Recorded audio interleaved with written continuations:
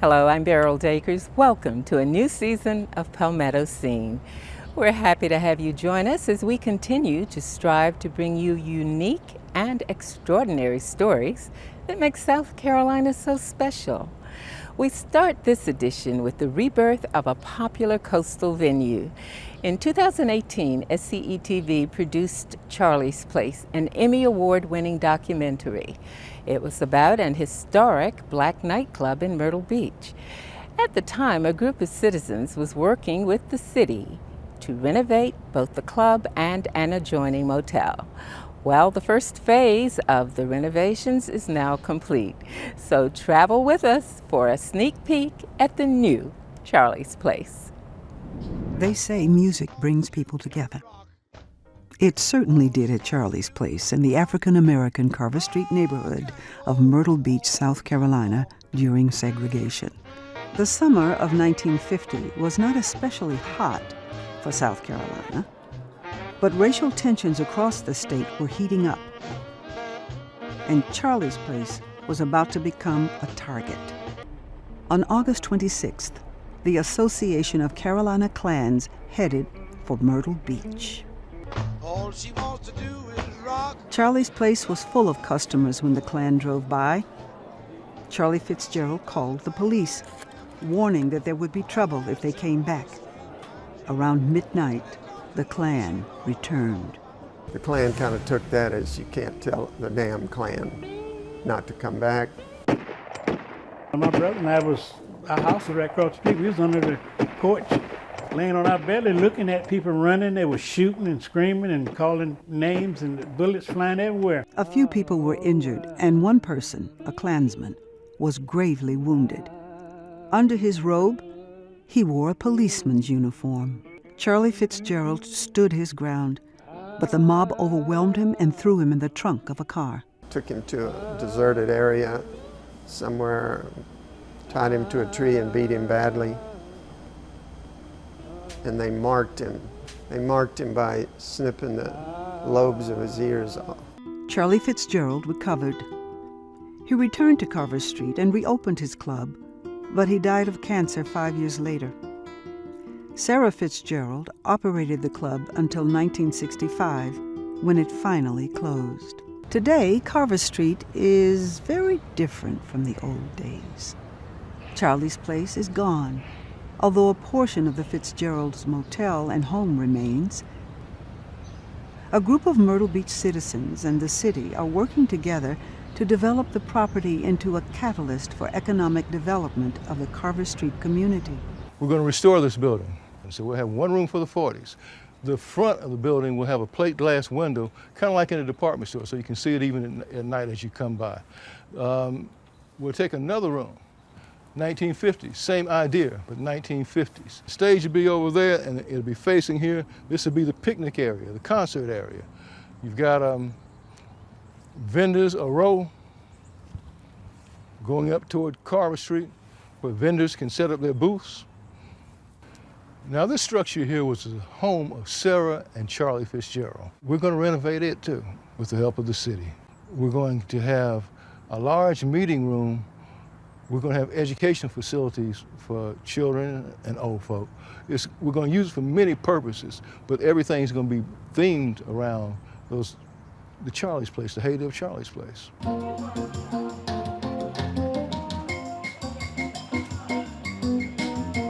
Right now we are coming off of our phase 2 completion for the Charlie's Place project. Now we are in the phase of curating the site, the inside, the museums, and the Green Book Room.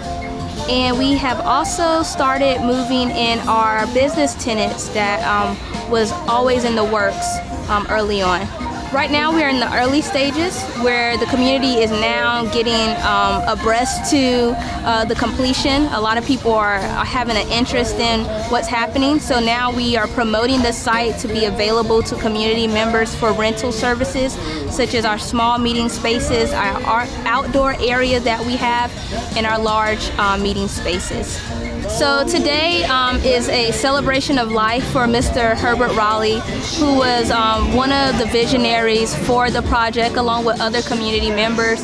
Unfortunately, he's not here today to see the fruits of his labor and his passion for the project, but community members, his wife, Miss Mary Raleigh, and those of his organization, Carver Street Renaissance, Economic Renaissance, are here to celebrate his contributions to not only his city, but to his neighborhood.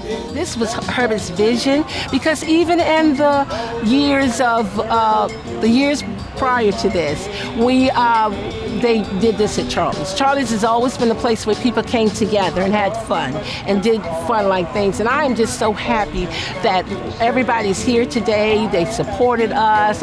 We've just got a great group of people working with us, and hopefully we will get everything accomplished that we are setting out to do. And it's just phenomenal. It really is. It's a great feeling. The city has been involved since day one, and that is because of Herbert and Mary Riley's passion and their vision for Charlie's Place. And if they had not followed, I say hunted down City Council at the budget retreat years ago, who knows what would have happened to Charlie's Place. So the fact that they were steadfast and resolute in what they wanted is why we're here today. This is one of the largest financial projects that the city has ever taken on in any given neighborhood. And that is just how important this is. Myrtle Beach is a young city. We don't have a lot of history here, but the history that we have is very rich, especially in our Black community. And we need to tell these stories. If we don't preserve the history, if we don't teach our young people what it's about, then generations to come will not know what Myrtle Beach was founded on. And that is why this is so important. It's a part of preserving that rich history that we have for generations.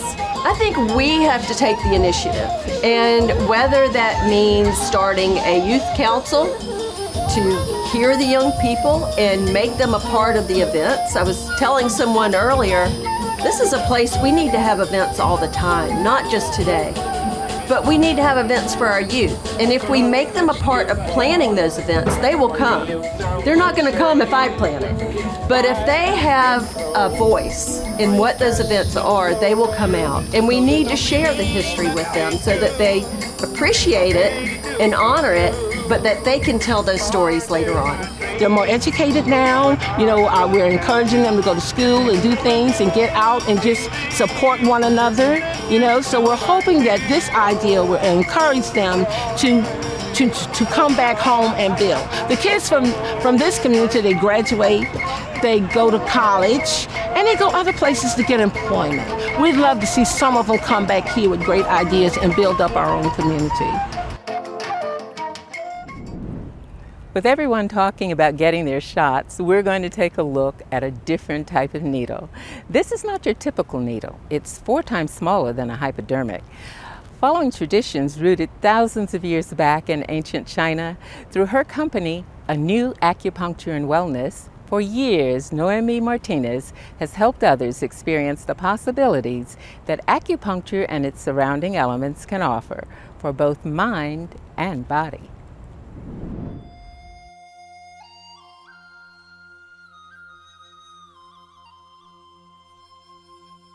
My name is Noemi Martinez, and I am a Chinese medicine practitioner, which encompasses several different modalities, which is acupuncture, Chinese herbs, cupping, gua sha, tui na. It's all part of Chinese medicine. Acupuncture basically stimulates the body to naturally heal itself. The thing about Chinese medicine is that it's got deeper roots than functional medicine. Back 5,000 years ago to 2,000 years ago, they didn't have labs, they didn't have hospitals to take tests, so they had to figure out how to read the internal body in different ways. And so one of the ways was through pulse taking, which is very much a a skill that's learned over a period of time. I mean, there's some Chinese medicine doctors that I've studied with that can feel for gallstones and thyroid issues like in the pulse. Like the tactile skills of that are just incredible. I'm a general practice attorney, but predominantly what I do is I represent parents and vulnerable adults in abuse and neglect cases. So it's a stressful job. Every case tends to be kind of horrible, and that keeps my stress level at 10. And it's not something that's gonna change tomorrow. It's just kind of the nature of the job. And so I kind of come regularly to help me to manage the stress. The acupuncture and the cupping both kind of work cohesively to circulate the energy, to reduce some of the inflammation in my body so that I can be effective at my job. I also have a lot of headaches and migraines as a result of the stress level. And so she does a bloodletting technique. It instantly relieves the pressure. There are veins and arteries that go behind the ear to the head where the pressure builds up in the head. So this is a great way of instantly relieving pressure from the head whenever there's a headache that's kind of stubborn. This will help relieve the pressure, and then the acupuncture can do its thing by circulating blood and qi to the areas it needs to. Yes, it's totally safe. We use sterile needles and it doesn't hurt. Pain is an interesting word, right? And it means a lot of different things to a lot of different people. There's definitely sensations that you feel with acupuncture, but like if you've gotten a tattoo or you've had blood drawn, those needles feel totally different from acupuncture needles. Acupuncture needles are like hair-like thin. You could fit 10 acupuncture needles into one intradermal needle. So that's how thin they are. So like I said, you're gonna feel sensations, and I am trying to feel into your energy fields, like in the body, so in the meridians. There may be some electrical sensations under the skin. Some areas are more sensitive, like the hands, the feet. They're more sensitive because they have more nerve endings, or the face has more nerve endings. There's different lines on the head in scalp acupuncture that relate. This line relates to motor function, so I'm measuring here. We're going to get the motor line so that we can work on the function of his muscle. And then we'll go to the sensory line. I don't understand it. I don't know how it works. I don't know if it would work for everyone, but I do know that it has definitely worked for me. About a month ago, I had a Bell's palsy attack while I was on vacation, and the right side of my face is paralyzed. You know, I had success with acupuncture in the past, and I thought this would be a good opportunity to try it again. Probably about 10 years ago, I had a knee issue where the cartilage is gone, and the doctor told me that all they could do is give me cortisone shots until they didn't work any longer, and then I could have a partial knee replacement. And someone suggested acupuncture. I came in, gave it a try, and the knee pain went away and never returned. Once my knee was better, I was a believer that acupuncture worked. And when I had the Bell's palsy attack, I knew that I could come to Noemi and get some help. So each point we put in has an indication, and the indication sends a specific message to the brain like, hey, this is the issue, this is where the issue is, fix it. And your body fixes it. It's amazing. Like, it's really, really cool. And then the Chinese herbs just kind of go in hand with that and would help support like the body in different ways. I have a patient today that's coming in that has been throwing up. He's got some food poisoning from last night. And so we're gonna give him some raw herbs to decoct to help his digestion, boost his immune system, and just help him feel better. My name is Patrick Herring. I generally come here between once or twice a month, depending on how our schedules line up. All right, so we're giving you these herbs today. This is the prevention formula. We got mulberry leaf, licorice root. This is huangqing. I don't know what the English translation is, but this is to help clear heat from the lungs. I come here pretty routinely for maintenance or any other variety of health issues, physical pain to any sort of digestive issues, any sort of sleep issues, and by staying up on it, I feel pretty good on a regular basis.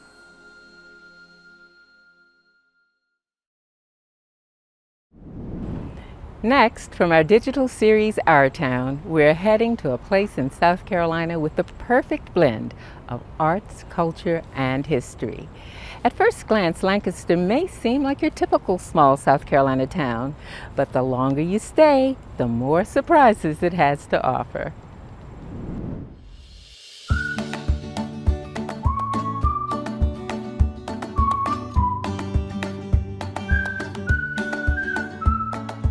Lancaster is a small town with big city ambitions, is how I would put it. I think Lancaster still got kind of the old town feel of everybody knows everybody and everybody gets along. There's a good community in this area. It's larger than just a small little town on a country drive, but it still has that small feeling.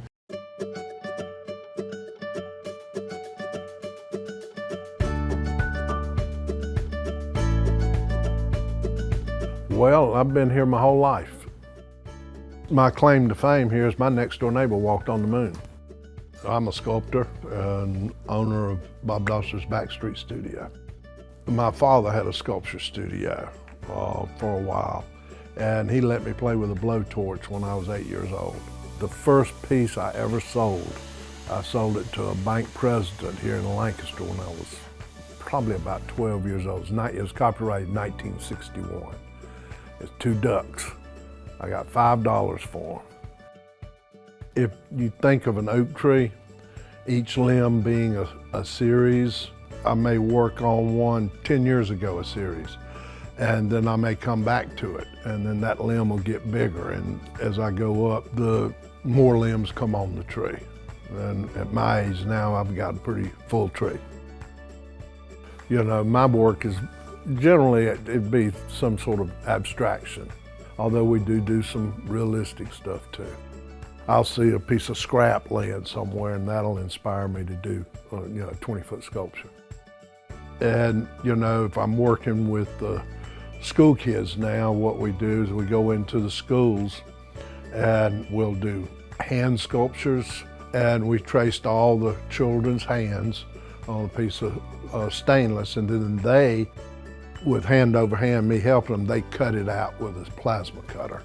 So they get to experience actually cutting the steel. Of course, you're young and you're full of optimism, you know, like I was and still am. You know, you can go literally to the moon and everything in between.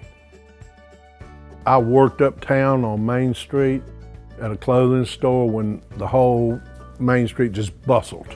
And then I've seen it, you know, basically the downtown collapse, and then now it's coming back, which is a good thing. The Native American Center, I think, is a good catalyst for that.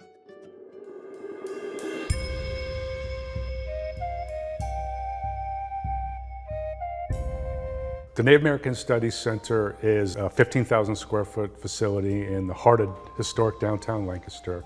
We're part of the university. We offer classes. We have about 10 different classes a semester that are taught here. We teach other classes on main campus, which is a mile and a half away. We're open from Tuesday through Saturday free of charge, and galleries rotate on about a 6 or 12-month rotation. Our main emphasis here is on Catawba pottery. The Catawbas have been practicing a folk tradition of pottery for almost 5,000 years. And our collection is the largest in the world. It's about 1,200 pieces, and it's largely from about 1970 forward. We do have some late 1800s pieces in the collection. We also have baskets, we have jewelry, we have feather art. We have a large collection of both clay and stone pipes. In the archaeological collections, we have about 50,000 artifacts from Lancaster, Kershaw County, the local area, that date from the last ice age, about 11,000 years ago, on up to European contact. Our goal is to collect as much possible from the documentary record. We know that Native Americans have been in this area since the last ice age, so maybe as much as 13,000 years. And one of my projects has sort of been documenting this over time on up to the arrival of Europeans. And this area saw a number of European explorers, and there's documentary evidence of those travels, and so we get a kind of a snapshot of what's going on here prior to European arrival. There's a lot of support in the local community for what we do. It's a very welcoming place. I think what makes Lancaster unique is all of the really neat stuff is behind closed doors.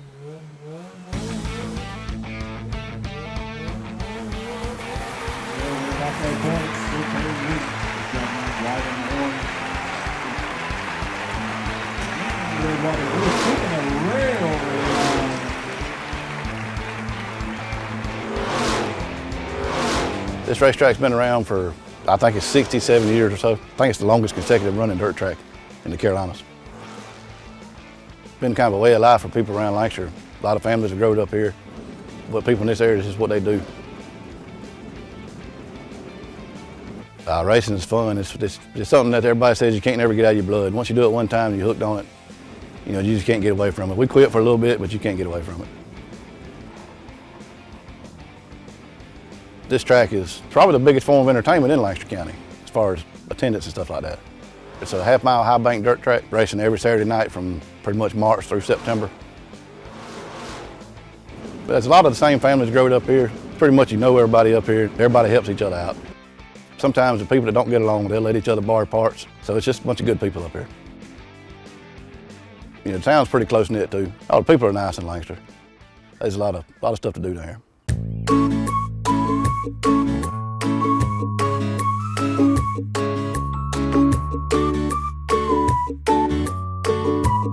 We are a production brewery designated in South Carolina by the Department of Agriculture as the only agricultural destination brewery in the state. The brewery started as a hobby and it matured itself into a full-time opportunity. We're not downtown on a corner of a major street corner, so we don't get the high traffic. We are a destination. You have to want to come out here.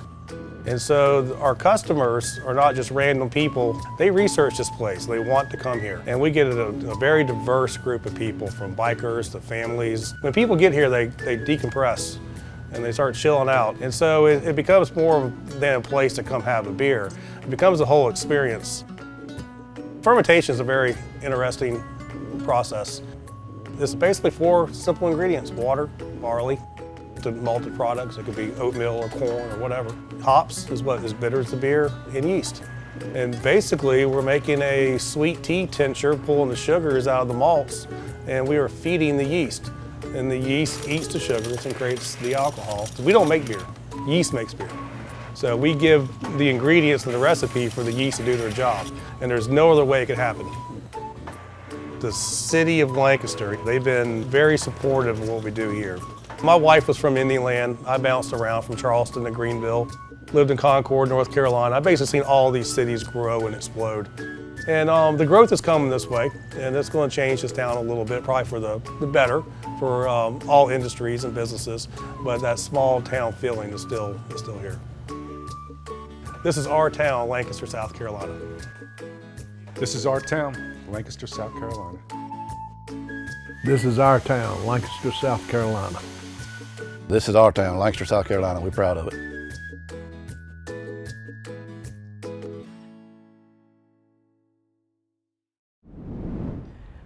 For more stories about our state and more details on those stories you've just seen, do visit our website at palmettoscene.org. And of course, don't forget to follow us on social media, Facebook, Twitter, and Instagram, at SCETV, hashtag Palmetto Scene. For all of us here at Palmetto Scene, I'm Beryl Dakers. Good night, stay well, and thanks for watching.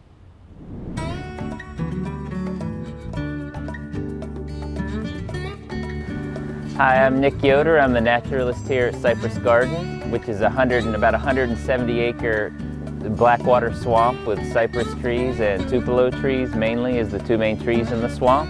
One of the main features of the swamp is to be able to get out here in one of the paddle boats that we have. We have self-guided tours as well as tours that are led by some of our employees who tell a good history of the park as they take you along the boat trail.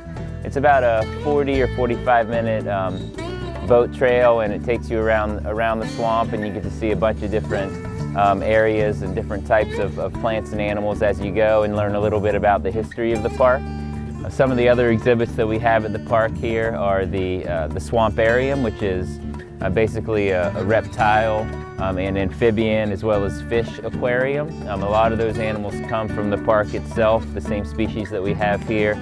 Others are species, exotic species from different places around the world. So it's a great place to go in there and check out and cool down for a little bit, walk around, learn a little bit about the animals, and you really get to see them up close at that point. You know, we really invite you to come out here to Cypress Gardens and enjoy what we have. There's so many different things to offer. There's no one time that's better to come than others. Definitely come out and check us out and you'll have a good time, I promise.